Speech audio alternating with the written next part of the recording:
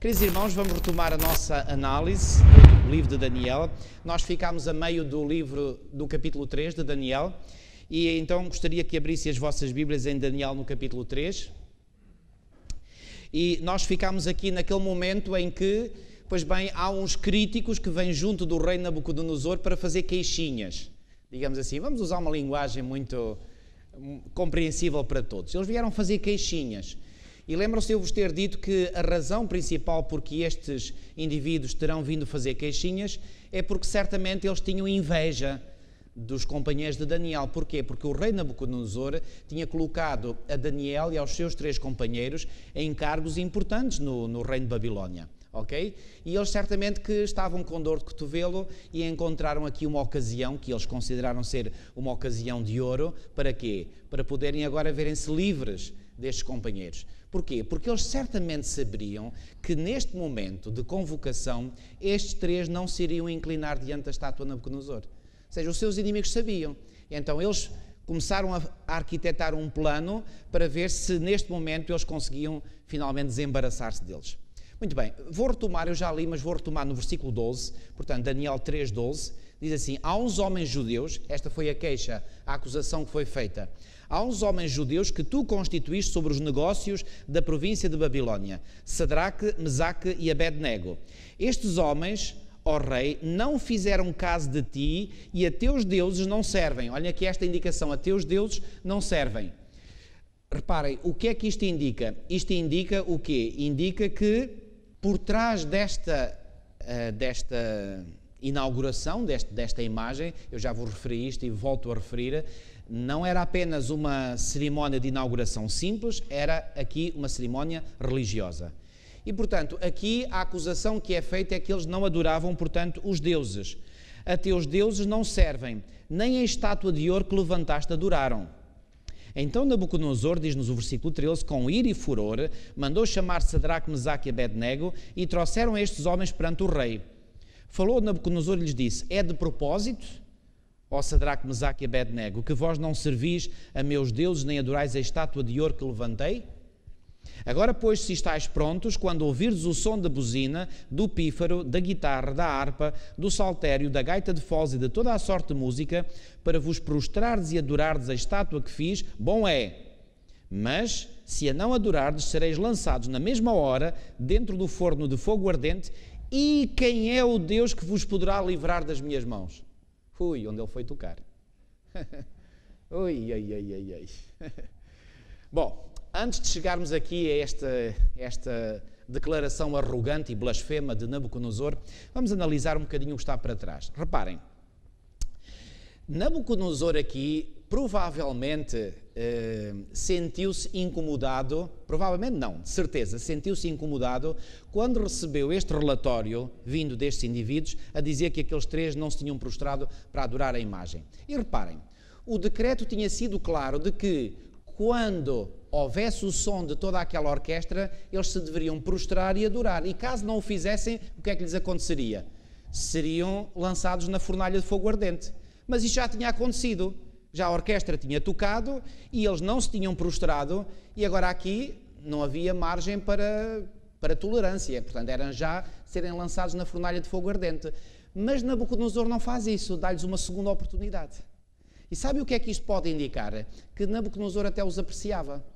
E, portanto, não queria perder aqueles homens que ele sabia muito bem que eram homens que eram absolutamente fulcrais na administração do seu governo. Reparem, sabem o que é que isto nos indica? Os ímpios, os pagãos, muitas vezes têm consciência do valor daqueles que são crentes. Às vezes incomodam-os, os crentes, aos pagãos. Mas eles sabem, no fundo, que são pessoas de valor. E Nabucodonosor sabia isso muito bem. Sabia isso muito bem, mas não só sabia, mas queria preservar estes homens. Só que, imaginem como é que ele ficava na fotografia, não é? De permitir só a 3 não fazerem aquilo que ele tinha pedido que todos fizessem. Então ele dá-lhes uma segunda oportunidade, na esperança de que agora, ao fazer uma pressão enorme da segunda vez, eles finalmente cedessem. E reparem, quando ele entra aqui a dizer quem é o Deus que vos pode livrar, como vocês podem imaginar, portanto, ele aqui tocou, digamos, no ponto essencial. Mas antes disso eu gostaria de dizer-vos o seguinte: sabem que quando este rei Nabucodonosor faz esta ameaça de lançar na fornalha de fogo ardente estes três, ele não estava a brincar. Bom, creio que todos vós percebestes isto. Mas há um texto muito significativo no livro do profeta Jeremias que eu quero partilhar convosco. Venham ver este texto. Jeremias 29, 21 e 22. Jeremias, capítulo 29, 21 e 22. Jeremias 29, 21 e 22. Já agora podemos talvez ler o versículo 20, começar pelo 20, portanto, Jeremias 29, 20 a 22. Diz assim: Vós, pois, ouvi a palavra do Senhor, todos os do cativeiro que enviei de Jerusalém para a Babilónia.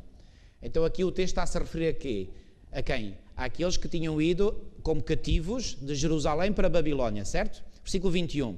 Assim diz o Senhor dos Exércitos, o Deus de Israel, acerca de Acabe, filho de Colaias, e de Zedequias, filho de Maaseias, que vos profetizam falsamente em meu nome. E agora repare o que é que Deus está a dizer através do seu profeta Jeremias. Eis que os entregarei na mão de Nabucodonosor, rei de Babilónia, e ele os ferirá diante dos vossos olhos. E ferirá como? Vamos ler o versículo 22. E tomarão deles uma maldição todos os transportados de Judá que estão em Babilónia, dizendo: o Senhor te faça como Zedequias e como Acabe, os quais o rei de Babilónia, o que é que diz a seguir? Assou no fogo. Então, já havia antecedentes? Já Nabucodonosor tinha mandado alguém para a fornalha para assar no fogo? Sim, está aqui, é explícito. Portanto, aquele decreto que nós encontramos no capítulo 3 de Daniel já tem antecedentes.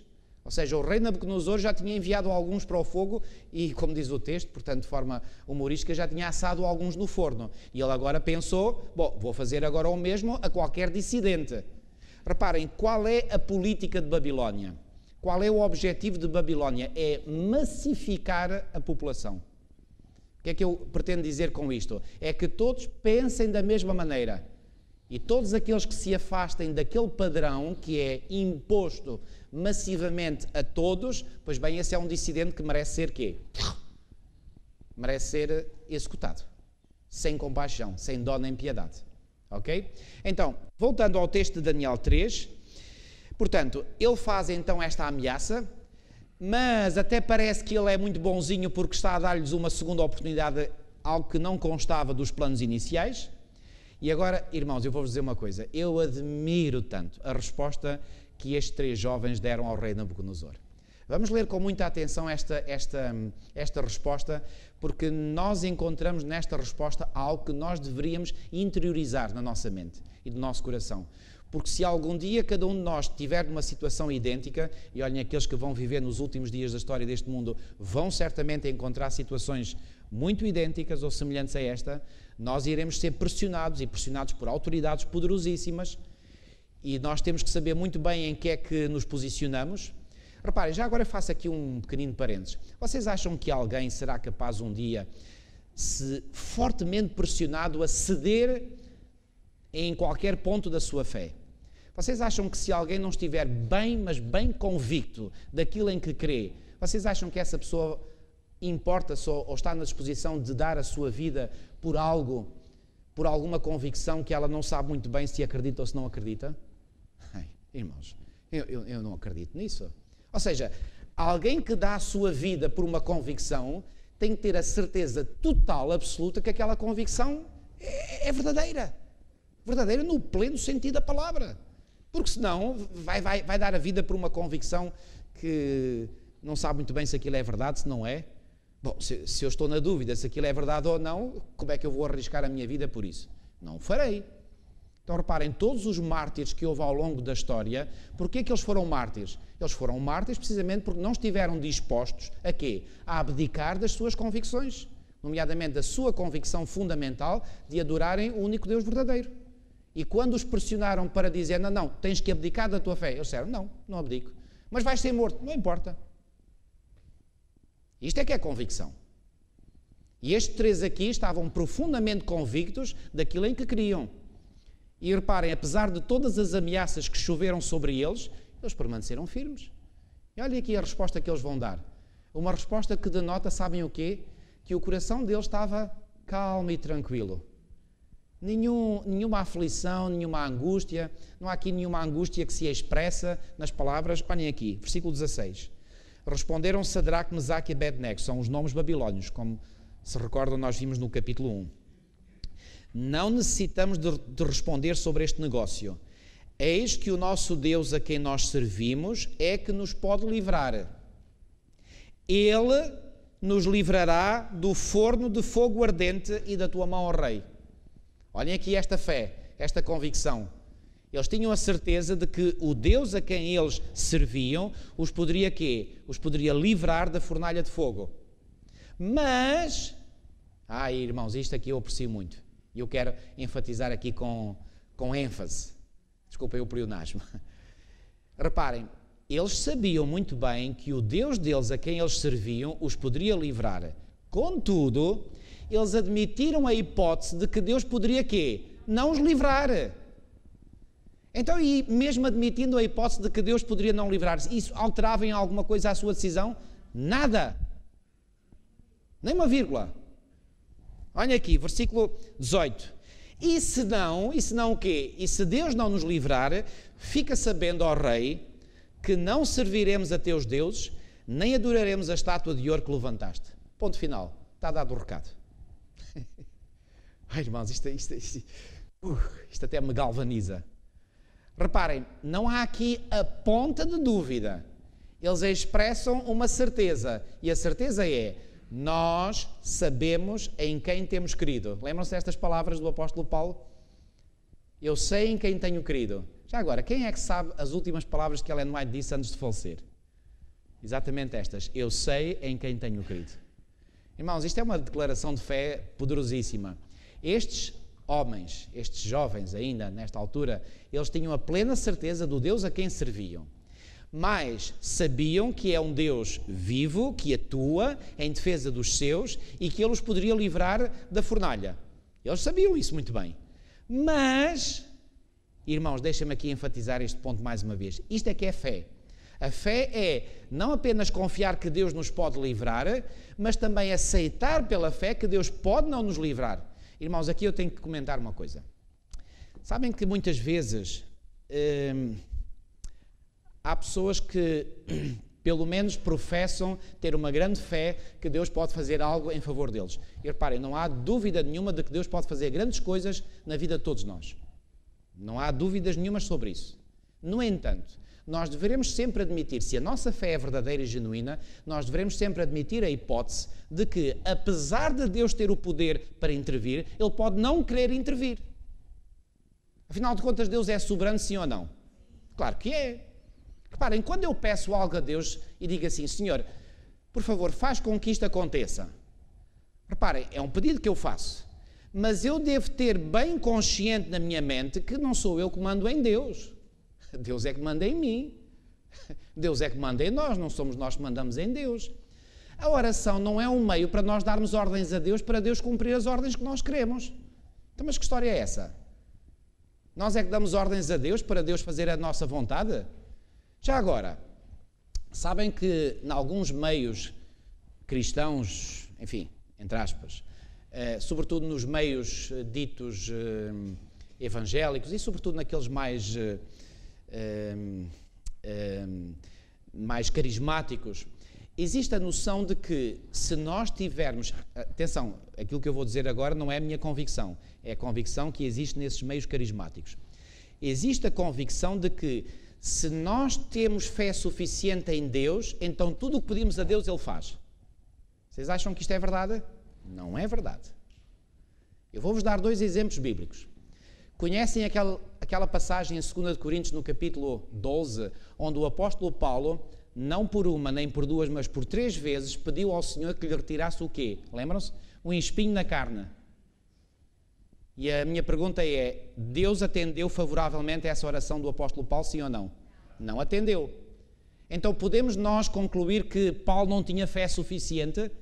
Porque a premissa que essas pessoas dizem é: se você tem fé suficiente em Deus, tudo o que pede, Deus vai realizar. Então, se Paulo pediu e Deus não realizou, então podemos concluir que Paulo não tinha fé suficiente. Acham que esta conclusão faz sentido? Um homem como Paulo não tinha fé suficiente em Deus? Estamos a brincar ou quê? Mas temos o exemplo do próprio Cristo, onde ele, Cristo, no jardim do Getsémani, pediu ao Pai, também não uma nem duas, mas 3 vezes, que lhe afastasse o cálice. Eu pergunto, o Pai respondeu à oração de Jesus, quando Jesus estava no Getsémani? Sim ou não? Não? Agora eu pergunto, então podemos concluir que Jesus não tinha fé suficiente? Irmãos, esta conclusão é absolutamente ridícula. Então, se esta conclusão é ridícula, o que é que nós podemos concluir? Que a premissa da qual nós partimos, de que tudo o que pedimos a Deus com fé Ele faz, é uma premissa falsa. Estão a perceber?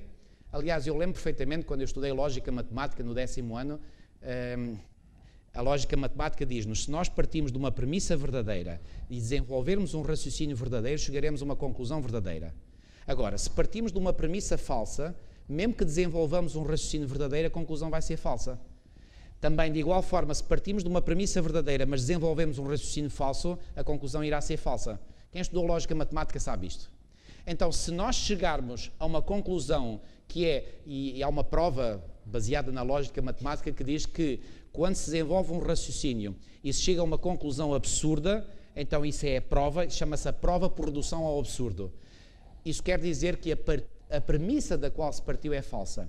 Então, irmãos, é falsa a premissa de que quando nós temos fé, tudo o que pedimos a Deus Ele faz. Então, repare, isto para dizer o quê? Que estes 3 jovens, eles admitiam perfeitamente que Deus é soberano para decidir. Deus tem o poder para os livrar da fornalha de fogo ardente. Claro, sabemos isso. Deus tem poder, por exemplo, para nos livrar de uma doença. E já agora vamos falar aqui mais de perto. Quando nós, por exemplo, temos um problema qualquer, uma doença grave ou menos grave, nós temos um problema qualquer e nós pedimos a Deus encarecidamente que Ele resolva o problema. E se Ele não resolver, será que a nossa fé se mantém viva? Deveria manter-se. E já agora, aproveito para partilhar convosco um outro texto bíblico. Venham comigo a Tiago capítulo 4. Tiago capítulo 4. Tiago capítulo 4. E permitam-me ler o versículo 3. Pedis e não recebeis. Olhem aqui. O apóstolo Tiago está aqui a falar de um caso em que há cristãos que pedem, mas não recebem. Não recebem porquê? Ele explica. Pedis e não recebeis porque pedis mal, para esbanjardes em vossos prazeres. Então quer dizer que Deus muitas vezes não atende.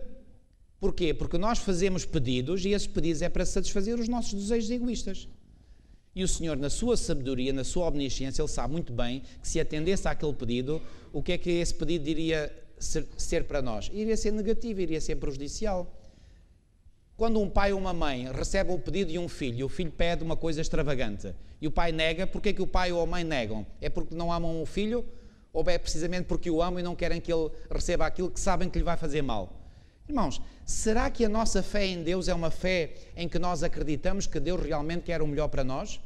Então, se Deus realmente quer o melhor para nós e nós temos fé nisso, então quando nós pedimos e vemos que o Senhor não responde de acordo com os nossos desejos, sejamos gratos ao Senhor na mesma, porque se Ele disse que não, é porque esse não é melhor para nós. Irmãos, agora deixem-me dizer-vos uma coisa, e desculpem enfatizar este aspecto, é mesmo preciso fé para acreditar nisso. Mais uma vez, onde é que eu quero chegar? Ao ponto de que estes 3 jovens tinham uma fé genuína. Porque eles admitiram que o Senhor os poderia livrar, mas também admitiram que o Senhor poderia não os livrar. Isto é fé. Isto é fé. Ok? Vamos avançar. Versículo 19. Então Nabucodonosor, portanto, de Daniel 3, então Nabucodonosor se encheu de furor e se mudou o aspecto do seu semblante contra Sadraque, Mesaque e Abednego. Já agora, o que é que vocês acham que terá acontecido no rosto de Nabucodonosor? Diz aqui que mudou o aspecto do seu semblante. E mudou para quê? Aqui a Bíblia não especifica, mas nós podemos facilmente concluir. De que cor é que vocês acham que a cara de Nabucodonosor ficou? Eu acho que ficou da cor do fogo. Ele ficou vermelho que nem um pimento. E já agora, porquê é que vocês acham que ele ficou com o semblante, como diz aqui, o semblante, o aspecto do seu semblante mudado? Sabem porquê? Porque Nabucodonosor, neste momento, tomou plena consciência que não conseguia vergar nenhum daqueles três. E foi isso que enfureceu Nabucodonosor. Nabucodonosor já tinha vergado uma multidão inteira, que todos se tinham prostrado como carneirinhos. Mas havia ali aqueles três que ele não conseguia vergar. Ele bem tentou uma segunda vez. E aparentemente até lhe estava a fazer um favor, de lhes dar uma segunda oportunidade. Mas quando os jovens deram a resposta que deram, Nabucodonosor percebeu muito bem, e a raiva que ele sentiu dentro dele foi tão grande que se expressou no seu rosto. Nabucodonosor percebeu que não podia dobrar aqueles três. Irmãos, isto é algo que nós deveríamos memorizar e interiorizar na nossa mente. Quando alguém quer violentar a nossa consciência, nós deveríamos tomar uma posição que seja tão firme. Atenção que nós não precisamos de responder com violência. Os jovens, naquilo que eles responderam ao rei, eles foram educados, eles foram polidos, só que eles foram firmes como uma rocha. E nós devemos também ter essa firmeza que não cede mesmo perante as maiores pressões. E vou-vos dizer uma coisa, se vocês se mantiverem firmes, por um assim está escrito, por um assim diz o Senhor, por querer fazer a vontade de Deus, vocês vão ver às vezes rostos alterados contra vocês. Parecem o diabo em pessoa. Vocês já viram isso? Eu já. É que não é nada agradável de se ver. Mas atendam isso. Aqui há uns anos atrás eu lembro de um irmão que ele disse que estava a ter uma grande guerra no seu trabalho porque ele era recém-convertido e ele queria mesmo ser fiel ao sábado. Ele começou a sentir pressões. E um dia ele marcou claramente a posição e disse: façam o que quiserem, mas eu não abdico. Ele diz que os rostos viraram-se para ele, pareciam demónios que o queriam tragar. É verdade, irmãos. Isto acontece connosco. Muito bem, avançando. Versículo 20. Ainda não li o versículo 19. E ordenou que o forno se aquecesse 7 vezes mais do que se costumava aquecer. Sabem, existe um erudito bíblico que diz, e eu acredito plenamente nesta explicação que ele dá. Ele diz assim: a fúria que Nabucodonosor sentiu dentro dele era tão grande por ter percebido que não podia dobrar estes jovens, que a única maneira que ele encontrou de poder dar, digamos assim, dar aso a essa fúria foi mandar aquecer a fornalha 7 vezes mais. Como se na fornalha se pudesse exprimir toda a fúria que ele sentia interiormente. Isto faz sentido, esta interpretação. Porque 7 vezes? O homem estava bem bravo. Aqui não era só para assar, era para assar e tostar e ficar... Uau! Bom, versículo 20. E ordenou aos homens mais fortes que estavam no seu exército... Reparem, o texto acaba por revelar aqui uma ironia, porque reparem, ele vai buscar os homens mais fortes. Porque se fossem os mais fracos, a gente podia perceber o que é que aconteceu a seguir, mas eram os mais fortes. Imaginem, se com os mais fortes aconteceu o que aconteceu, imaginem o que é que aconteceria com os mais fracos. E ordenou aos homens mais fortes que estavam no seu exército que atassem a Sadraque, Mesaque e Abednego para os lançarem no forno de fogo ardente. Então aqueles homens foram atados com as suas capas, seus calções e seus chapéus e seus vestidos e foram lançados dentro do forno de fogo ardente. E porque a palavra do rei apertava e o forno estava sobremaneira quente, a chama do fogo matou aqueles homens que levantaram a Sadraque, Mesaque e Abednego. Imaginem. Só por os terem chegado à boca da fornalha e terem tirado os 3 lá para dentro, estes homens mais fortes foram trucidados pela chama, pelo calor. E agora, o que é que aconteceu aos outros 3? Versículo 23. E estes 3 homens, Sadraque, Mesaque e Abednego, caíram atados dentro do forno de fogo ardente. Então o rei Nabucodonosor se espantou e se levantou depressa. Falou e disse aos seus capitães: não lançámos nós 3 homens atados dentro do fogo? Responderam e disseram ao rei: é verdade, ó rei. Respondeu e disse: eu, porém, vejo 4 homens soltos que andam passeando dentro do fogo e nada há de lesão neles, e o aspecto do quarto é semelhante ao filho dos deuses. Uau! Eu posso imaginar esta cena e posso imaginar aquilo que Nabucodonosor sentiu neste momento. Ele deve ter ficado aterrorizado, porque ele começou a ter um vislumbre do que é que estava ali a passar. Reparem, Nabucodonosor aqui já não era um homem totalmente ignorante do Deus verdadeiro. Ele já tinha passado pela experiência mencionada no capítulo 2, em que Daniel, através da inspiração divina, lhe conseguiu revelar o sonho que ele tinha tido e dar-lhe a interpretação. Portanto, este homem aqui já não era ignorante. capítulo 2 ainda podemos, digamos, enfim, ser um bocadinho tolerantes para com Nabucodonosor. Aqui no capítulo 3, não. Nabucodonosor aqui já estava a passar os limites. E certamente que aqui Nabucodonosor ele sentiu que o Deus que aqueles jovens adoravam estava a manifestar-se. Ok? E reparem, versículo 26, então se chegou Nabucodonosor à porta do forno de fogo ardente, falou e disse, Sadraque, Mesaque e Abednego, servos do Deus Altíssimo. Porquê é que acham que ele vai dizer isto? Sabia ou não sabia? Se sabia. Sabia muito bem com quem estava a lidar. Sabia que aqueles homens eram servos do Deus Altíssimo. E agora aqui ele sabia que, eventualmente, que o mal que ele queria fazer aos jovens, agora certamente iria se virar contra ele. Ele agora aqui começou a ficar com medo. Ai, podem crer. Sadraque falou e disse, Sadraque, Mesaque e Abednego, servos do Deus Altíssimo, saí e vinde. Então Sadraque, Mesaque e Abednego saíram do meio do fogo. Foram obedientes à palavra do rei. E interessante que eles só saíram quando receberam ordem para sair. Repare, até nisto foram obedientes. E ajuntaram-se os sátrapas, os prefeitos, os presidentes e os capitães do rei, contemplando estes homens, e viram que o fogo não tinha tido poder algum sobre os seus corpos, nem um só cabelo da sua cabeça se tinha queimado, nem as suas capas se mudaram, nem cheiro de fogo tinha passado sobre eles. Eu faço ideia quantos narizes não se terão encostado aos 3 jovens ou cheirar como os cães farejam, estão a ver? Nada, nenhum cheiro. Uau! Nem cheiro de fogo tinha passado sobre eles. Falou Nabucodonosor e disse, bendito seja o Deus Sadraque, Mesaque e Abednego. Pergunta, ele já conhecia então este Deus? Já, pois já. Este homem não estava na ignorância. Que enviou o seu anjo e livrou os seus servos que confiaram nele, pois não quiseram cumprir a palavra do rei, preferindo entregar os seus corpos para que não servissem nem adorassem algum outro Deus, senão o seu Deus. Irmãos, sabem, uma grande lição que nós aprendemos desta experiência é a seguinte. Mais uma vez, eu vou recordar algo que já aqui disse. No livro do Apocalipse, nós temos a menção de que no tempo do fim, Babilónia, olhem aqui o paralelismo.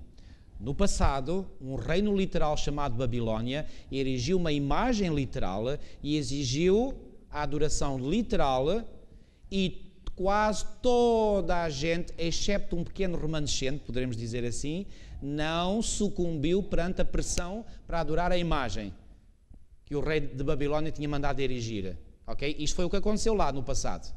No tempo do fim, temos uma Babilónia mística, espiritual, a erigir uma imagem mística, espiritual, e a obrigar à adoração dessa imagem de todo o mundo. E sabe qual vai ser o resultado? O resultado vai ser que a esmagadora maioria do mundo vai aceitar, mas há um pequeno remanescente que não vai aceitar. E esse pequeno remanescente que não vai aceitar, o que é que lhe vai acontecer? Pena de morte para eles. O que é que há de novo debaixo do sol? Conseguem ver o paralelismo perfeito? Então reparem, como o paralelismo é perfeito, e é mesmo, será que podemos retirar alguma lição do comportamento destes 3 jovens para nós hoje, sim ou não? Claro que sim. E qual é a grande lição que nós retiramos? É que assim como estes 3 jovens foram fiéis, nós devemos igualmente o quê? Ser fiéis e não ceder por maiores que sejam as pressões, mesmo que essa pressão seja a pressão de nos colocar entre a vida e a morte, ou dar a escolher entre a vida e a morte. Irmãos, está claro isto, sim ou não? Que Deus nos ajude. Agora, será que a nossa fé será suficientemente forte para que se eventualmente esse momento chegar, e olha que vai acontecer a muitos, nós dizemos assim, ok, façam o que quiserem de mim, entreguem-me à morte, mas eu não vou abdicar.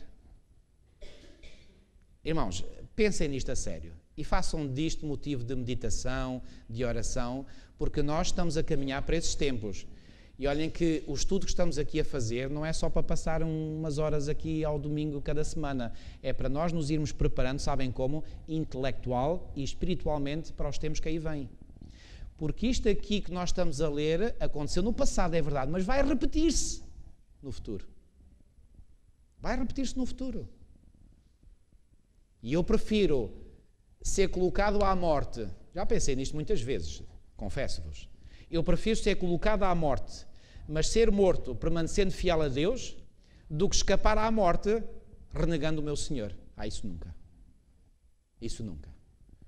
Irmãos, aqui temos de ter uma certeza. Será que o nosso Senhor é real? Será que o nosso relacionamento com Ele é real? Se for, irmãos, não há dúvidas que atinjam a nossa mente. Nós saberemos qual será a nossa posição. Mas, assim como estes jovens apresentaram-se diante de Nabucodonosor e não discutiram, já repararam que eles não tiveram ali a entabular uma discussão? Não discutiram nada, eles só disseram, olha rei, é assim, aquilo que tu nos pedes, nós não iremos fazer.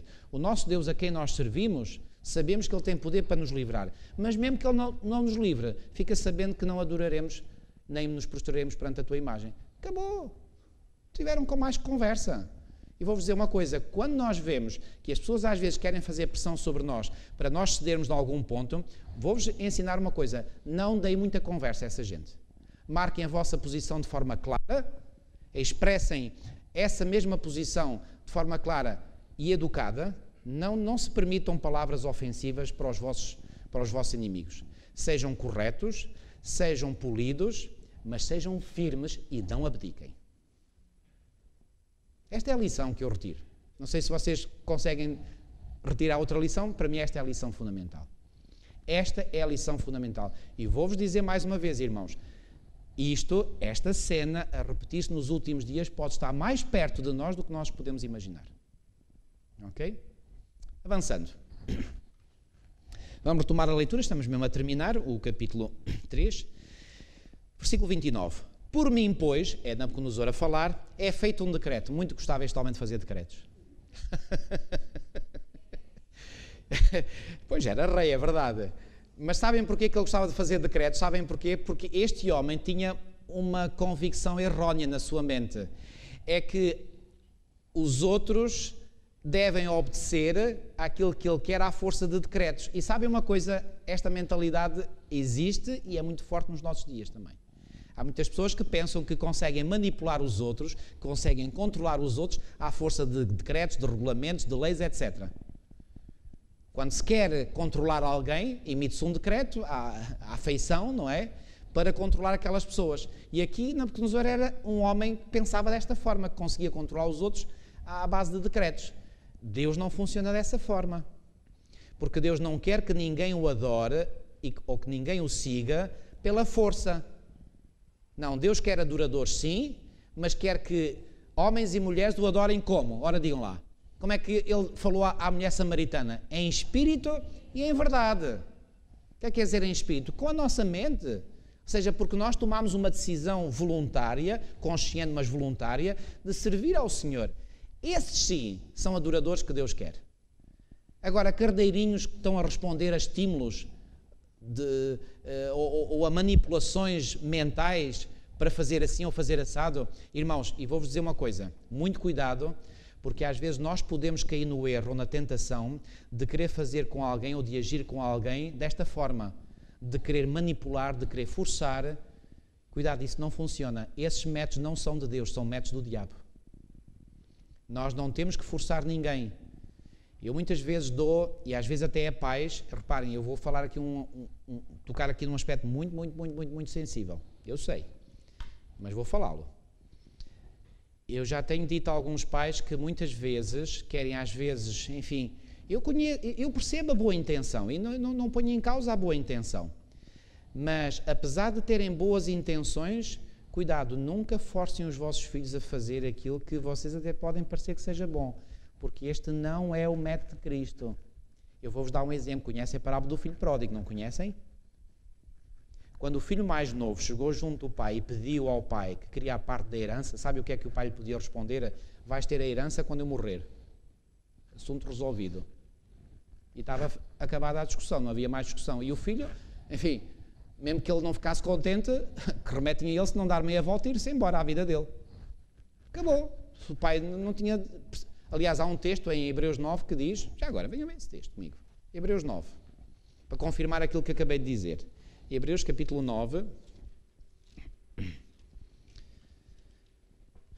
versículos 16 e 17, diz assim, Porque onde há testamento é necessário que intervenha o quê? A morte do testador. Pois um testamento só é confirmado no caso de mortos, visto que de maneira nenhuma tem força de lei enquanto vive o testador. Então, enquanto o pai da parábola era vivo, não havia herança para o filho. Agora reparem, o que é que a parábola demonstra acerca do pai? Que o pai certamente era um homem bondoso, misericordioso, e ele terá pensado certamente assim, bom, de qualquer modo, mais cedo ou mais tarde o meu filho vai ter que receber a herança, olha, pronto, vou-lhe dar. Outra reação que o pai poderia ter, o filho chega junto dele e diz assim, ó pai, dá-me a parte da herança. Repare, o filho nem se faz rogado, é logo a pedir, a exigir, a reivindicar. Parece aqueles que vão aí para a rua reivindicar os seus direitos. Ele chega ali junto do pai, ó pai, quero a parte da herança. E o pai podia ter respondido, põe-te a mexer daqui para fora. Estava resolvido o problema. O que é que o pai faz? Irmãos, é parábola.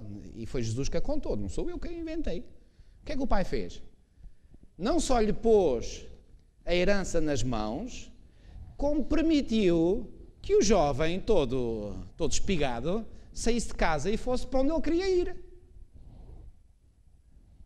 O pai podia ter dito, rapaz, aqui quem manda sou eu. Ficas aqui, daqui não sais. Enquanto não fores maior, ficas aqui. Podia ter dito isso, sim ou não? Não foi isso que ele fez, deixou-o sair. Mas, eu pergunto, vocês acham que o pai tinha consciência que o filho estava a fazer uma má escolha, sim ou não? Mas, o pai sabia que o filho estava a fazer uma má escolha. Será que o pai também sabia que essa má escolha ia ter consequências desastrosas sobre o próprio filho, sim ou não? Claro que sabia. E agora reparem isto, mesmo assim, o pai deixa ele ir. Já agora, quem é que este pai representa ou simboliza? Deus. É assim que Deus nos trata. Quantas e quantas vezes Deus, porque Ele é um Deus omnisciente, sabe que às vezes quando fazemos escolhas erradas, essas escolhas erradas vão trazer o quê? Consequências desastrosas. Umas mais desastrosas que outras, é óbvio. E Deus, porque respeita de tal forma a nossa liberdade de escolha, até nos permite fazer escolhas erradas, sabendo que as consequências serão desastrosas, porque Ele quer respeitar um princípio fundamental, dar liberdade aos seus filhos. Irmãos, isto para mim fascina-me de uma forma que até me emociona. Deus respeita a minha liberdade e a vossa liberdade. Sim, irmão, por favor. Exatamente. Olha, sabem, uma coisa que me fascina nessa resposta que Jesus deu a Judas, é que Jesus sabia muito bem o que é que Judas lhe estava a fazer, não é? Que aquilo fazia parte de um complô para trair Jesus. E mesmo assim lhe chama amigo. Já pensaram nisso? Uma vez eu fui acusado de chamar os nossos, eu disse assim, os nossos amigos católicos. E alguém reagiu assim, pastor, está a chamar os católicos nossos amigos? E eu na altura vou-vos dizer, eu não tinha resposta na ponta da língua. Mas aquilo ficou a remoer cá na minha mente. E um dia, estando a estudar a minha Bíblia, encontrei essa passagem e aquilo, creio que o Espírito Santo me impressionou a minha mente e disse assim, uau, se Jesus, Ele mesmo, foi capaz de dizer a um homem que o estava a trair amigo, por que é que nós não havemos de chamar aos outros amigos? Não tenham qualquer problema ou dilema na vossa consciência de chamar a quem quer que seja amigo. E se essa pessoa é um inimigo meu ou um traidor? Então, e Judas não era um traidor para Jesus e Jesus não lhe chamou amigo mesmo assim? Que lições, irmãos, que lições que nós temos que aprender. Então, chamem a toda... Olha, aconteceu-me outro dia, isto é quase sem significado. Eu estava no Hospital de Gaia, precisei de lá ir, e andava lá à procura de uma daquelas máquinas para pagar o estacionamento e dirigi-me a um bombeiro e disse, amigo, pode-me por favor dizer onde é que há aqui uma máquina? Não sei se foi pelo facto de eu o ter abordado chamando-lhe amigo. O senhor desfez-se em simpatias, em amabilidade, toca uma corda sensível nas pessoas. Quando nós abordamos alguém e lhe chamamos amigo. É mais íntimo e, reparem, não precisamos dizer irmão, porque aí já tem outra conotação, mas amigos, chamem à vontade as pessoas de amigos, ok? Já agora, eu posso dar uma outra imagem bíblica, se me permitem, sobre o respeito que Deus tem pela nossa liberdade de escolha. Quando Deus criou Adão e a seguir Eva e os colocou no jardim do Éden, tinha-lhes dado uma ordem, lembram-se? Já agora, por que razão havia necessidade de dar uma ordem se eles, por exemplo, não tivessem liberdade de escolher. Eles tinham sido programados como autómatos para só fazer aquilo que Deus queria. Nesse caso não era necessidade de nenhuma ordem, porque eles estavam programados para não nos obedecer. Portanto, o facto de Deus ter dado a ordem mostra que os criou como? Livres. Agora pensem nesta cena. Eva está a aproximar-se da tal árvore do conhecimento do bem e do mal. Eu pergunto, será que Deus estava a observar Eva a aproximar-se? Será que o céu estava distraído e não se apercebeu que Eva se aproximou e por isso deixou a coisa passar? Será que o céu estava distraído? Vocês acham que sim? Claro que não.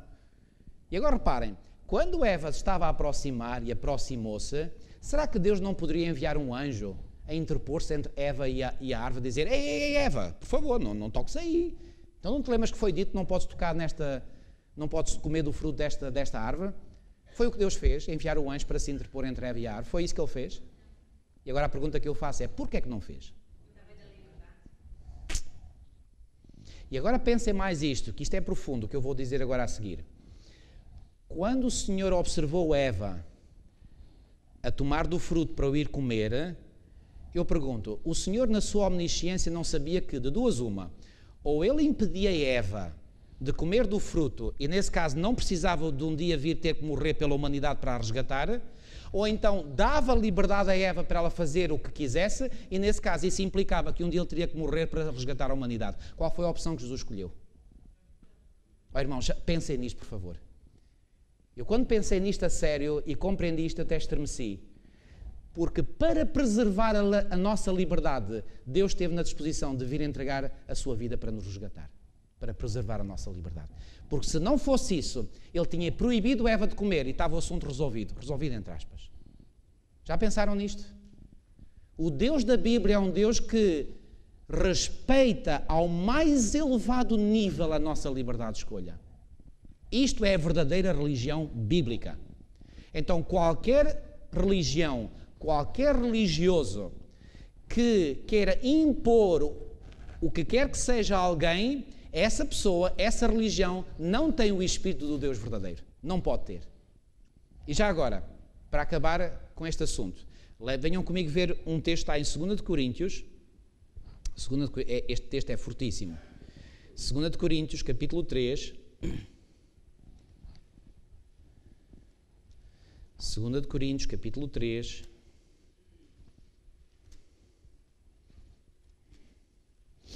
E no versículo 17. Olhem o que diz esse texto.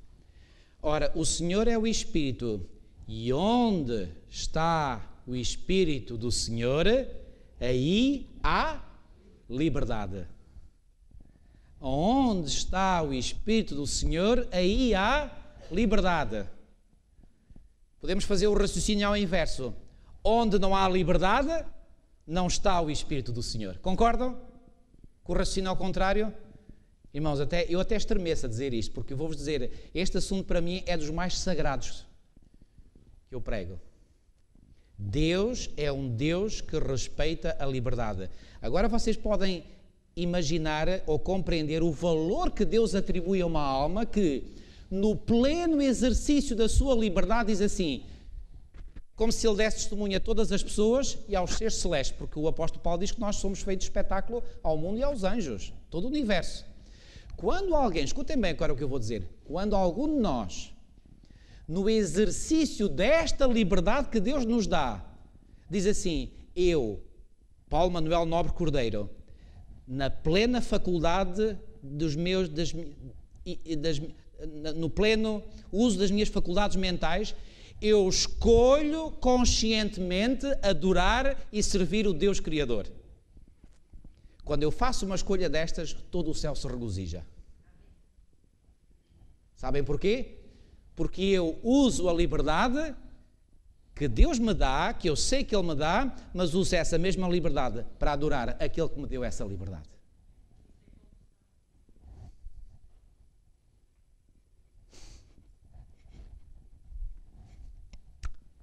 Vamos continuar. Por mim, pois, é feito um decreto pelo qual todo o povo, nação e língua que disser blasfémia contra o Deus de Sadraque, Mesaque e Abednego, seja despedaçado e as suas casas sejam feitas um monturo, porquanto não há outro Deus que possa livrar como este. Eu pergunto, e aproveito aquela observação que a irmã acabou de fazer. Vocês acham que Nabucodonosor estava convertido quando emitiu este decreto? De forma alguma. De forma alguma, porquê? Porque ele estava a acabar de emitir um decreto para forçar as pessoas a adorar. É verdade, agora aqui era adorar o Deus verdadeiro, não era mais a estátua, era o Deus verdadeiro. Mas o Deus verdadeiro não quer, como acabámos de ver, que ninguém o adore obrigado, sob a força de um decreto. Quer que as pessoas o adorem sim, mas no pleno uso da sua liberdade. Irmãos, não forcem ninguém, porque onde está o Espírito do Senhor, aí há liberdade. E se alguém age no espírito de não dar liberdade ao seu próximo, essa pessoa não pode estar a ser guiada pelo Espírito do Senhor. Para mim a conclusão é mais do que óbvia. Terminando. Versículo 30. Então o rei fez prosperar a Sadraque, Mesaque e Abednego na província de Babilónia. E reparem como é que termina este capítulo. Eu posso imaginar que aqueles que eram os que estavam cheios de dor de cotovelo dos três agora ainda ficaram piores. Eles queriam acabar com aqueles três. E agora, depois de tudo isto acabado, estes três ainda saem mais honrados. Reparem, irmãos, quando nós estamos do lado do Senhor e nós honramos o Senhor faz às vezes maravilhas por nós, e aqueles que às vezes queriam ver a nossa destruição, sabem, eles é que Deus os coloca em terrenos escorregadios, para usar uma expressão do Salmo 73. Ok, irmãos, vamos começar, ainda temos tempo, vamos começar o capítulo 4. Aliás, eu até queria ler todo o capítulo 4, não sei se vou conseguir, mas vamos tentar. Ora bem, o capítulo 4 fala-nos, é o último capítulo que nos fala do rei Nabucodonosor, pois o capítulo 5 fala-nos de Belchazar, e Belchazar, deixem-me dizer-vos, era um neto, não era filho, embora apareça lá a expressão filho, mas era um neto de Nabucodonosor, diz-nos a história, e este é o último capítulo que fala de Nabucodonosor. Vamos ver o que é que aconteceu com este homem. Versículo 1, Nabucodonosor, rei, a todos os povos, nações e línguas que moram em toda a terra, paz vos seja multiplicada. Foi uma forma de abençoar todos aqueles que pertenciam ao seu império. Pareceu-me bem fazer conhecidos os sinais e maravilhas que Deus o Altíssimo tem feito para comigo. Parem bem, parece que aqui a linguagem de Nabucodonosor já é assim um bocadinho diferente, não acham? Que ele se predispõe a dar a conhecer a todos os seus súbditos as maravilhas que Deus tem feito. Parece a linguagem de um homem convertido, não parece? Bom, mas não se entusiasmem demasiado, porque ele ainda não está convertido. Ok? Vamos continuar a ler. Quão grandes são os seus sinais e quão poderosas as suas maravilhas. O seu reino é um reino sempiterno e o seu domínio de geração em geração. Eu, Nabucodonosor, reparem, o que é que Nabucodonosor vai agora começar a fazer? Ele agora vai começar a contar uma experiência que se passou com ele. E vamos prestar atenção a esta experiência que ele vai contar. Versículo 4. Eu, Nabucodonosor, estava sossegado em minha casa e florescente no meu palácio. Reparem, toda esta descrição que ele aqui faz parece uma descrição idílica, parece que estava tudo a correr bem com ele. Ok? Versículo 5. Tive um sonho que me espantou. E as imaginações na minha cama e as visões da minha cabeça me turbaram. Mais uma vez, este homem a ser perturbado por um sonho. Reparem, o que é que isto nos faz recordar? Faz-nos recordar a experiência do capítulo 2, certo? E agora reparem, diz assim, versículo 6. Por mim, pois, se fez um decreto, mais outro. Estão a ver? Era o homem dos decretos. Pelo qual fossem introduzidos à minha presença, quem? Reparem bem, todos os sábios de Babilónia, para que me fizessem saber a interpretação do sonho. Bem, todos os sábios, ele já tinha aprendido a lição no capítulo 2, não tinha? Então agora Daniel e os seus 3 companheiros vêm à presença do rei. Vêm? Acham que vieram? Vamos continuar a ler. Versículo 7. Então entraram os magos, os astrólogos, os caldeus e os adivinhadores, e eu contei o sonho diante deles, mas não me fizeram saber a sua interpretação. Espera lá, e onde é que está Daniel e os seus companheiros? Não são aqui mencionados. São, olhem aqui, versículo 8. Mas, por fim, entrou na minha presença Daniel, cujo nome, que é o nome babilônio, é Belteshazzar, segundo o nome do meu Deus, e no qual há o Espírito dos deuses santos, e eu contei o sonho diante dele. Eu pergunto, porquê é que foi só por fim é que o rei mandou chamar Daniel? Porquê não chamou logo no início? Não estava, não. Isso é garantido. Como? Não percebi. Era orgulhoso, queria testar os seus súbditos, certo? Sabe uma coisa? A resposta que eu considero ser a mais válida é aquela de que ele não estava convertido. E reparem, porque ele não estava convertido, Nabucodonosor ainda não tinha o seu coração inclinado a render-se à sabedoria e às indicações que pudessem vir de Deus através dos seus servos. Porque Nabucodonosor pressentiu que se mandasse chamar Daniela, poderia vir aí qualquer coisa que não era lá muito agradável. Então ele mandou primeiro chamar os seus para ver se lhe contavam ali uma coisa agradável, só que os seus, mais uma vez, se revelaram não prestarem para nada. Afinal, continuavam a ser pagos pelo tesouro público de Babilónia, e eram os parasitas, não faziam nada, percebiam nada disto. E agora, por fim, finalmente, entra Daniel. Agora, não sei se repararam aqui numa expressão, eu não fiz questão de realçar, mas vou realçar agora. Olhem aqui. Mas por fim entrou na minha presença Daniel, cujo nome é Belteshazzar. Lembram-se que quando nós vimos o capítulo 1, eu vos disse que os nomes hebraicos de Daniel, de Ananias, Misael e Azarias, tinham um significado relacionado com quem? Com o Deus de Israel, certo? Mas que depois os nomes babilónios que eles receberam tinham ligação com quê? Com os deuses de Babilónia. Lembram-se disso? Olhem aqui a confirmação. Cujo nome é Belteshazzar, segundo o nome de quê? Do meu Deus. Então reparem, o que é que o próprio Nabucodonosor está aqui a dizer? Quem era o Deus dele? É ele que o diz. Quem era o Deus dele? Era o Deus que tinha dado o nome a Daniel, a Belteshazzar. Então era Nabucodonosor um homem convertido neste momento? Como é que podia ser convertido se ele dizia que o Deus dele era o Belt? Então reparem, toda esta linguagem bonita que ele emprega no início do capítulo 4, isto é blá blá. Estão a ver? E porquê é que eu estou a querer enfatizar isto? Porque há muitas pessoas hoje que não estão convertidas, que adoram ídolos, mas que às vezes são capazes de fazer sair da sua boca uma linguagem muito bonita a favor do Deus verdadeiro. Blá blá. Perceberam o que eu quis transmitir? Ou será que não captaram?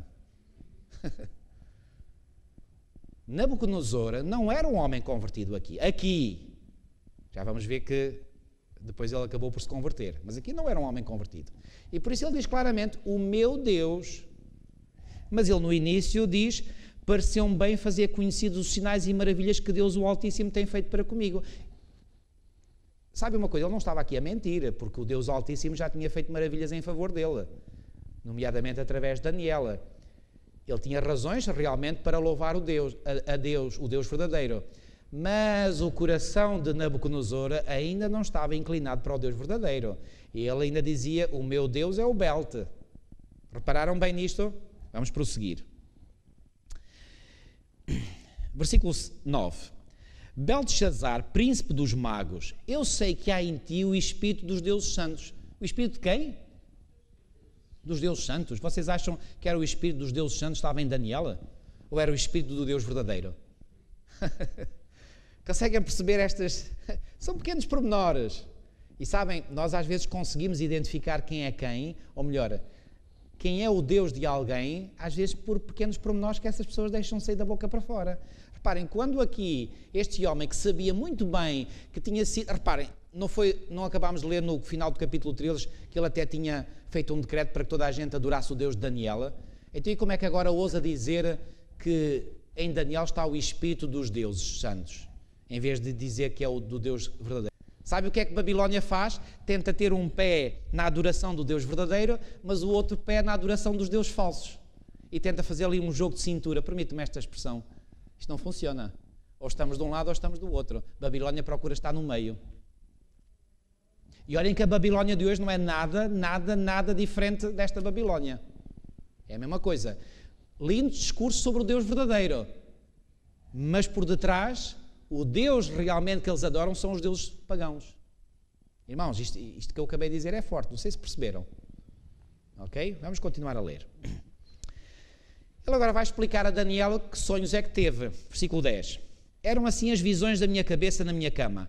Eu estava olhando e vi uma árvore no meio da terra cuja altura era grande, Crescia esta árvore e se fazia forte, de maneira que a sua altura chegava até ao céu, e foi vista até aos confins da terra.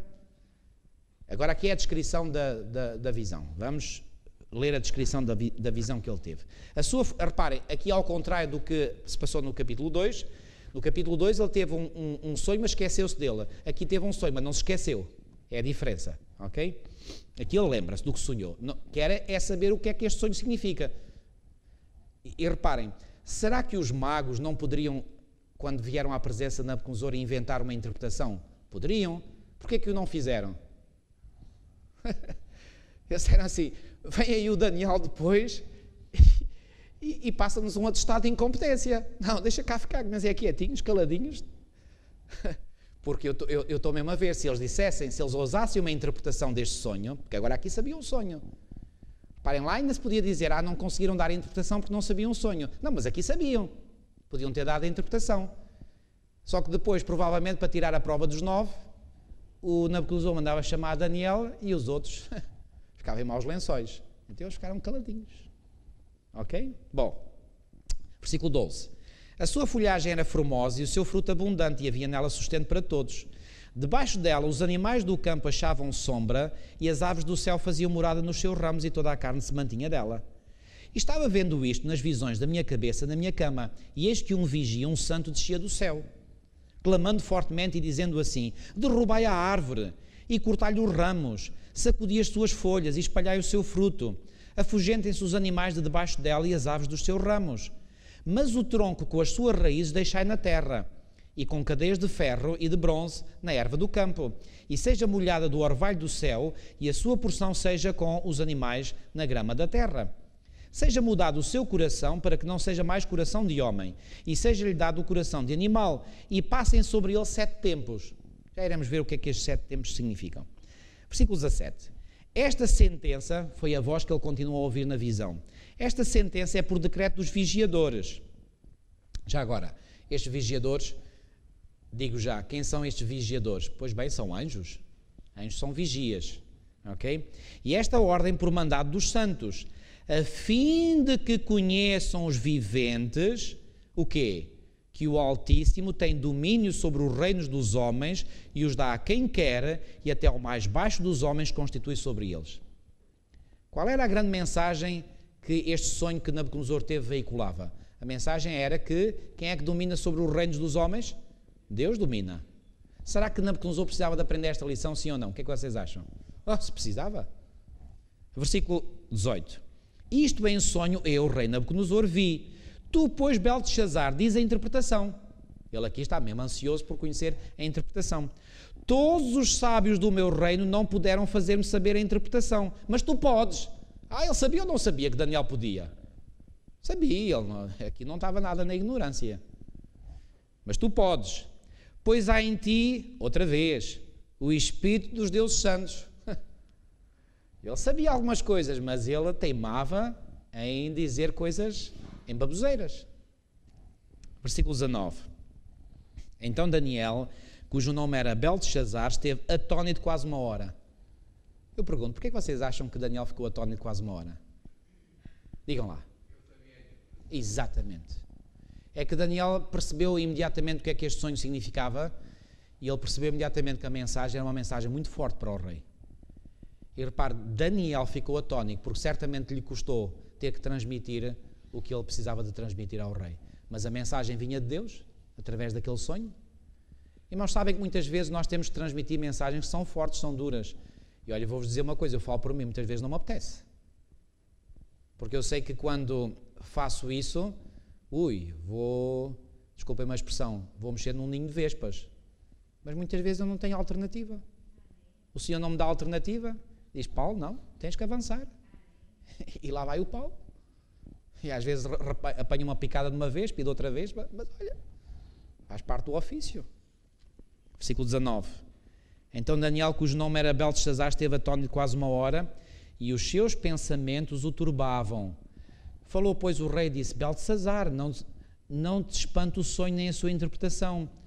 Respondeu Belteshazzar e disse, Senhor meu, o sonho seja contra os que têm ódio e a sua interpretação para os teus inimigos. Reparem, isto mostra que Daniel era um homem tão bom, tão bom, tão meigo, que ele não criou o mal do rei. Ele até diz assim: quem me dera que aquilo que eu vou ter que transmitir a ti, que é a interpretação do sonho, pudesse ser antes para os teus inimigos. Mas eu estou preocupado, porque eu sei que esta mensagem não é para os teus inimigos, ó rei, é para ti mesmo. E agora reparem, começa a interpretação, versículo 20. A árvore que viste, que cresceu e se fez forte, cuja altura chegava até ao céu e que foi vista por toda a terra, cujas folhas eram formosas e o seu fruto abundante, e em que para todos havia mantimento, debaixo da qual moravam os animais do campo, e em cujos ramos habitavam as aves do céu, és tu, ó rei. E reparem que esta mensagem é uma mensagem pessoal. Lembram-se que lá em Daniel 2 nós vimos que quando Daniel diz: tu és a cabeça de ouro, não era a mensagem para ele, pessoa, a mensagem era que a cabeça de ouro era para o reino do qual ele, Nabucodonosor, era o monarca. Mas aqui a mensagem é pessoal. Esta é mesmo pessoal, para o rei. Porque toda a linguagem aqui do capítulo é uma linguagem, bom, à exceção do sonho, que vai ser interpretado de forma simbólica, tudo o resto é literal. Então reparem, ele vai dizer, versículo 22, és tu, ó rei, que cresceste, como a árvore tinha crescido, e te fizeste forte, a tua grandeza cresceu. E reparem, isto era factual, isto tinha acontecido com o rei Nabucodonosor, e chegou até ao céu, e o teu domínio até à extremidade da terra. E quanto ao que viu o rei, um vigia, um santo, que descia do céu e que dizia: cortai a árvore e destruía, mas o tronco com as suas raízes deixai na terra, e com cadeias de ferro e de bronze na erva do campo, e seja molhado o orvalho do céu, e a sua porção seja com os animais do campo, até que passem sobre ele 7 tempos, mais uma vez, 7 tempos, não se esqueçam. Esta é a interpretação ao rei, e este é o decreto do Altíssimo que virá sobre o rei, meu senhor. Então qual era a sentença que vinha do céu sobre o rei Nabucodonosor? Vamos ler, versículo 25. Serás tirado de entre os homens, e a tua morada será com os animais do campo, e te farão comer erva como os bois, e serás molhado do orvalho do céu, e passar-se-ão 7 tempos por cima de ti. Ok? Já agora, vamos ver o que é que estes 7 tempos significam. Deixem as vossas Bíblias onde estão abertas e vamos a Daniel 11:13. Daniel 11:13. A Bíblia interpreta-se ela própria, o livro de Daniel também se interpreta ele próprio. Daniel 11:13.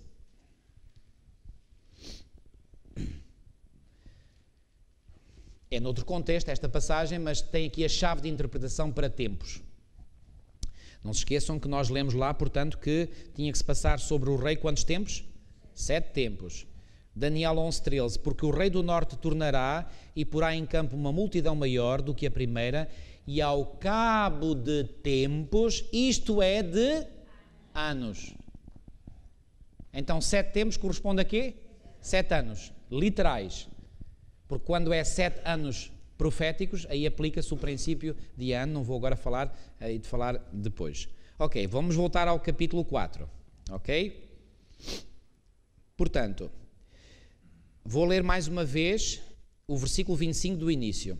Serás tirado de entre os homens, e a tua morada será com os animais do campo, e te farão comer erva como os bois, e serás molhado do orvalho do céu, e passar-se-ão 7 tempos por cima de ti, ou seja, 7 anos, até que...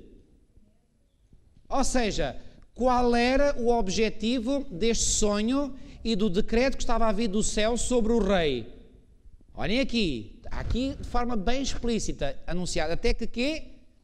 Até que conheças que o Altíssimo tem domínio sobre o reino dos homens e o dá a quem quer. Pergunto, havia necessidade de Nabucodonosor aprender esta lição vinda do céu, sim ou não? Sim. E se ele tinha necessidade de aprender esta lição, o que é que isto significa? Que até ali ainda não a tinha aprendido. Ou seja, estava relutante em aprender esta lição. Qual era a grande lição então? Deus domina sobre o reino, todos os reinos dos homens. E tu, Nabucodonosor, ainda não aprendeste esta lição. Vais ter que aprender. Sabes uma coisa? Não a queres aprender a bem, vais ter que aprender a mal. Vais ter que viver como os bois e comer a erva como os bois e seres molhado do orvalho. Tu tens que aprender esta lição, porque tu estás teimoso e não queres aprender, mas vais aprender. Ok, não vou ainda tocar nesse aspecto. Ok, diz aqui, portanto, versículo 26. E quanto ao que foi dito, que deixasse o tronco com a raiz da árvore, o teu reino voltará para ti. O que é que isto significa? Reparem, quando se corta uma árvore e se deixa a raiz, o que é que acontece? Mais cedo ou mais tarde ela volta. Então o que é que isto quer dizer? Que ele, rei Nabucodonosor, iria ser cortado do seu reino, mas iria quê? Iria voltar, ok? É o que significa o que no sonho tinha sido visto com o corte da árvore. Ok, diz assim, portanto, e quanto ao que foi dito, que deixasse o tronco a raiz da árvore, o teu reino voltará para ti. Depois de quê? Que tiveres conhecido que o céu reina. Estão a ver qual era a grande lição? Mais uma vez, aqui pela segunda vez, é dito que o rei Nabucodonosor precisava de aprender esta lição. E agora reparem, Daniel faz um apelo, e eu acredito, um apelo muito sentido ao rei Nabucodonosor. E esse apelo está no versículo 27. Venham ler comigo o versículo 27. Portanto, ó rei, aceita o meu conselho e desfaz os teus pecados pela justiça e as tuas iniquidades. Será que este homem estava a viver em pecado e iniquidade, sim ou não? Claro que sim, senão Daniel não lhe teria dito isto. Desfaz os teus pecados pela justiça e as tuas iniquidades, usando misericórdia com os pobres, se prolongar a tua tranquilidade. E será que a tranquilidade do rei se prolongou? Vamos ver. Versículo 28. Todas estas coisas vieram sobre o rei Nabucodonosor. Olha o que diz o versículo 29. Ao cabo de quantos meses? 12 meses. Eu pergunto, a tranquilidade do rei Nabucodonosor prolongou-se, sim ou não? Sim. Por quanto tempo? 12 meses, um ano. Olhem como Deus é misericordioso. Agora eu faço uma pergunta um pouco profunda. Vocês acham que se ao longo desses 12 meses Nabucodonosor tivesse aceito o conselho que Daniel lhe deu e tivesse posto a sua vida em harmonia com a vontade de Deus, vocês acham que isto se teria cumprido na vida? Digam lá. Eu concordo convosco. E sabem porque que podemos afirmar que aquilo que foi dito sobre Nabucodonosor, reparem, que lição é que ele tinha que aprender? A lição de que o céu reina. Se ele tivesse na disposição de ter aprendido essa lição a bem, para que dar-lhe o castigo? Se ele já tinha aprendido a lição. Um exemplo bíblico. Conhecem a história de Jonas, do livro de Jonas, não conhecem? Então, o profeta Jonas foi enviado por Deus à cidade de Nínive. Sabem qual era a cidade de Nínive? Era a capital do Império Assírio, que foi o império que precedeu o Império de Babilónia. Já não é falado no livro de Daniel, porque já tinha passado à história. Por exemplo, no Museu Britânico em Londres, há lá uma grande secção sobre a Siriologia, ou seja, o estudo do Império Assírio. Quando Jonas foi enviado à capital desse império, do Império Assírio, qual foi a mensagem que ele deu à população de Nínive? Dentro de tais dias, esta cidade será subvertida. 40 dias, exatamente. Dentro de 40 dias, a cidade de Nínive será subvertida. O que é que aconteceu? Até o rei se vestiu de pano e de saco. Já agora, o pano e o saco eram um símbolo de luto, de tristeza, de humilhação. Então, uma vez que toda a população de Nínive se humilhou, incluindo o rei de Nínive, o que é que o Senhor deliberou? Não, já não é necessário o castigo, está resolvido o assunto. Agora reparem, se aqui, neste caso, o rei Nabucodonosor tivesse naquele espaço de 12 meses, reparem, a misericórdia do Senhor prolongou-se por mais 12 meses. Se naquele espaço de 12 meses, volto a enfatizar, o rei se tivesse convertido, tivesse seguido o conselho de Daniel, só que sabe o que é que aconteceu ao fim de 12 meses? Olhem como estava o espírito de Nabucodonosor. Venham ler comigo. Versículo 29, novamente. Ao cabo de 12 meses, andando a passear sobre o palácio real de Babilónia, palácio real quer dizer que é da realeza, que era o palácio dele, de Nabucodonosor, falou o rei e disse, olha o que ele diz, e agora vocês vão me dizer se estas palavras que ele pronunciou a andar sobre o palácio eram palavras de um homem humilde ou de um homem arrogante. Vocês vão me dizer. Não é esta a grande Babilónia que eu edifiquei para a casa real com a força do meu poder e para a glória da minha magnificência? Quantas vezes ele chamou a atenção para ele mesmo? 3 vezes. Nabucodonosor estava com um problema no ego, sim ou não? E de que maneira? Sabem qual é o principal pecado que existe no nosso coração? É um ego muito inchado. Como é que começou o pecado no universo? Com um ego inchado. Verdade ou mentira? Lúcifer Não se inchou, não se deixou inchar no seu eu? Estava Nabucodonosor inchado no seu ego, sim ou não? Sim. E agora reparem, depois de 12 meses, o céu olha para Nabucodonosor e diz assim: demos-te mais 12 meses e mesmo assim não aprendeste a bem? Nabucodonosor, vais ter mesmo que aprender a mal. E agora reparem, versículo 31. Ainda estava a palavra na boca do rei, quando caiu uma voz do céu: a ti se diz, ó rei Nabucodonosor, passou de ti o reino. Acabou, ponto final. Ele acabou de pronunciar aquelas palavras e uma voz do céu vem: acabou o tempo de graça para ti, tempo de graça parcial. Acabou o tempo de graça para ti. Agora vais mesmo sofrer aquilo que foi-te revelado a ti através do sonho da árvore. Versículo 32. E serás tirado de entre os homens, e a tua morada será com os animais do campo. Agora repete-se todo o historial da interpretação do sonho. Far-te-ão comer erva como os bois, e passar-se-ão 7 tempos sobre ti. Tudo, o texto é igual. Até que conheças, cá está mais uma vez, até que conheças o quê? Que o Altíssimo tem o quê? Tem domínio sobre os reinos dos homens e o dá a quem quer. Lembram-se daquela vez em que Jesus estava diante de Pilatos e Pilatos faz uma pergunta e o Senhor não responde e diz: olha, tu não sabes que eu tenho autoridade sobre ti? E sabem qual foi a resposta que o Senhor deu a Pilatos? Nenhuma autoridade terias se do céu não tivesse sido dado. Oh, irmãos, esta é uma lição que muitas pessoas hoje necessitam de aprender. Oxalá que nós, que professamos ser filhos de Deus, saibamos esta lição, que o Senhor domina mesmo. E que nós aqui não podemos brincar com Deus. Nós temos que nos submeter humildemente a Ele e que Ele seja o nosso Senhor. Mas Ele quer ser o nosso Senhor da forma mais amigável, respeitando a nossa liberdade. Então que temor é que nós devemos ter para servir um Deus destes? Vamos continuar e vamos terminar a história. Olhem aqui, versículo 33. Na mesma hora, o que é que isto quer dizer na mesma hora? Na mesma hora em que o rei tinha dito aquelas palavras cheias de orgulho, de vaidade, na mesma hora se cumpriu a palavra sobre Nabucodonosor, e foi tirado de entre os homens e comia erva como os bois, e o seu corpo foi molhado do orvalho do céu, até que lhe cresceu pelo, como as penas da águia, e as suas unhas como as das aves. Pai, durante 7 anos, posso imaginar, as unhas nunca foram cortadas, imagina o tamanho que as unhas ficaram, das mãos e dos pés. Parecia um bicho.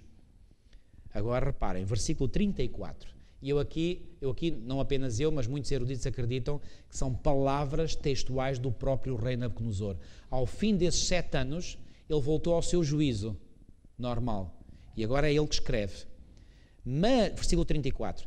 Mas ao fim daqueles dias, eu, Nabucodonosor, é ele a falar, a escrever, levantei os meus olhos ao céu e tornou-me a vir o meu entendimento, e eu bendisse o Altíssimo e louvei e glorifiquei ao que vive para sempre, cujo domínio é um domínio sempre eterno e cujo reino é de geração em geração.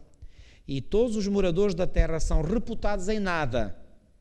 E segundo a sua vontade, a vontade de Deus, ele opera com o exército do céu e os moradores da terra. Não há quem possa estorvar a sua mão e lhe diga que fazes. Eu pergunto, vocês acham que Nabucodonosor, quando escreveu estas palavras, ele já sabia do que estava a escrever? Sabia. E sabia por experiência própria. Versículo 36. No mesmo tempo, me tornou a vir o meu entendimento e para a dignidade do meu reino tornou-me a vir a minha majestade e o meu resplendor, tal como tinha sido dito no sonho. E me buscaram os meus capitães e os meus grandes e fui restabelecido no meu reino e a minha glória foi aumentada. Agora, pois, eu, Nabucodonosor, vocês acham que ele agora vai aqui fazer mais um decreto? Não, agora já não há decreto. Porquê? Porque aqui já era um homem convertido. Agora, pois, eu, Nabucodonosor, louvo e exalço e glorifico ao Rei do céu, porque todas as suas obras são verdade e os seus caminhos juízo. E pode humilhar aos que andam na soberba. Ele falava com conhecimento de causa, sim ou não? Se falava, porque agora ele tinha passado lá pela experiência. Foi ele humilhado da sua soberba, sim ou não? Foi? Aprendeu a lição? Aprendeu, graças a Deus. E sabem uma coisa? Ellen White nos garante que Nabucodonosor um dia estará no céu. Agora, irmãos, para terminar, eu vou-vos fazer uma pergunta que ficará para a reflexão de todos nós. O que é que o Senhor terá que permitir que aconteça na nossa vida para nós nos subjugarmos e humilharmos totalmente a Ele? Sabem que muitas vezes eu me faço esta pergunta a mim mesmo. E eu me digo, Senhora, aconteça, seja o que for necessário que seja para mim, mas por favor, nem que me mandes vir as maiores provas, Mas se eu não estiver a viver de acordo com a tua vontade em todas as coisas humilha-me e faz-me chegar lá ao pó para eu aprender a andar nos teus caminhos em todas as coisas. Irmãos, não perderemos nada, só ganharemos quando nos humilharmos de todo o nosso coração diante do excelso Deus de todo o universo. Que cada um de nós possa viver essa experiência individualmente. E sabem uma coisa? Quando nós descemos lá ao mais fundo da humilhação perante o nosso Criador, o Senhor nos exaltará. Ele fez isso com Nabucodonosor. Voltou ao seu reino. Agora não era mais aquele Nabucodonosor arrogante, mais aquele Nabucodonosor de fazer decretos. O que é que ele fez? Louvou ao Senhor. Que essa possa ser a experiência de cada um de nós. É o meu sincero desejo. Vamos terminar com uma oração. Nosso querido e amado Pai que estás nos céus, muitíssimo obrigado, Senhor, porque mais uma vez a Tua Palavra falou com poder e com clareza à mente e ao coração de cada um de nós. Nós Te agradecemos, Senhor, pela presença do Teu Santo Espírito entre nós, que foi o nosso verdadeiro Mestre. Foi Ele, Senhor, que nos ajudou a interpretar a Tua Palavra de forma correta e a entendermos, Senhor, as lições que a Tua Palavra tem para cada um de nós. Ó Senhor, ajuda-nos a compreender que Tu és o soberano de todo o universo. Tu reinas sobre todos os homens e Tu dás o poder e a autoridade a quem Tu queres. Ó Senhor, que Tu nos ajudes, Senhor, a reconhecermos este facto fundamental e que cada um de nós, Senhor, não possa permitir que o seu eu se possa exaltar, que o seu eu se possa inchar, mas que nós possamos nos humilhar, Senhor, de todo o nosso coração, forças, alma e entendimento diante de Ti, para que a seu tempo Tu nos possas exaltar. Ó bom Pai, livra-nos de todo o mal. Que o espírito de Lúcifer possa ser completamente desarraigado da nossa mente e do nosso coração. E que apenas e só o Teu Espírito reina e perdure no nosso coração. E que nós saibamos, Senhor, respeitar a liberdade de todos os outros, Senhor, porque se Tu, que és Deus, dás essa liberdade, quem somos nós para não dar a liberdade ao nosso próximo? Senhor, ajuda-nos a usarmos essa liberdade para Te servirmos de forma consciente de todo o nosso coração. Mas que isto não nos leve a acreditar que não temos uma responsabilidade para com os outros, porque temos. E assim como Daniel aconselhou, deu um conselho a Nabucodonosor, que nós possamos dar conselhos àqueles com quem nós entramos em contacto. A decisão deles, essa sim, é da responsabilidade de cada um. Mas é nossa responsabilidade advertirmos, darmos a conhecer a verdade e fazermos apelos e darmos conselhos àqueles com quem lidamos. Senhor, fica connosco, livra-nos todo o mal, despede-nos agora deste santo local com a Tua bênção, a Tua paz e o Teu amor nos nossos corações. Te pedimos tudo e Te agradecemos em nome de Jesus. Amém.